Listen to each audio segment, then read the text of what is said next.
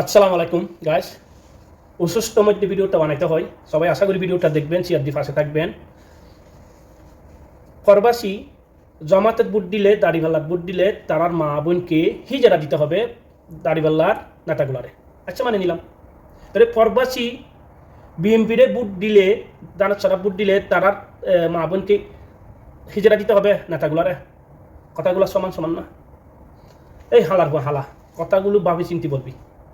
তুই বসছিস ছেলে, তুই প্রবাসী দিয়ে কথা বলে, আমরা প্রবাসী একই সেম। যারে ভালো লাগবে তার বুট দিব দে। দেশের মানুষ যারে ভালো লাগবে ভালো মানুষ চাই বুট দিব দে, আমরাও ভালো মানুষ চাই বুট দিব দে। এই হালার হালা কথাগুলো যদি শুনস উত্তর দিবি। তারেক রহমান কি করে? তার সাপোর্ট করে, তার কণ্ঠ ভালো লাগে। তারেক রহমানও তো প্রবাসী। তারেক রহমান আশা করতে পারে স্যার মেন নেতা হবে, প্রধানমন্ত্রী হবে, আশা।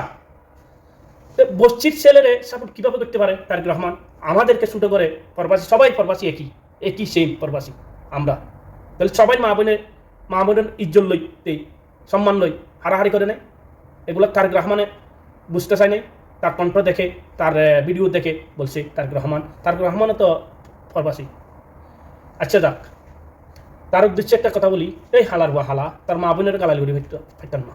মা বোনকে আমরা সম্মান করি, আমরা সম্মান জানি। তোর মতন বস্তির ছেলে না প্রবাসী।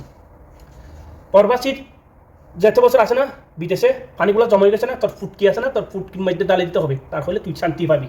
প্রবাসী সবাই, বিএমপি বলেন, জামাত বলেন, প্রবাসী যেতেগুলো আছে, তোর ফুটকির মধ্যে পানি জমে গেছে না, এগুলো তোর ফুটকির ডালে দিবে। সবাই সবাই একই আমরা। যারে ভালো লাগবে তারে বুট দিব দে, এটা মনে রাখবি। দেশের মানুষ তো যারে ভালো লাগবে বুট দিব দে, ভালো মানুষ দেখি, এটাই বাস্তব। তুই শুনি চাচস, তুই বসছিস ছেলে, তুই একটা নিকৃষ্ট ছেলে।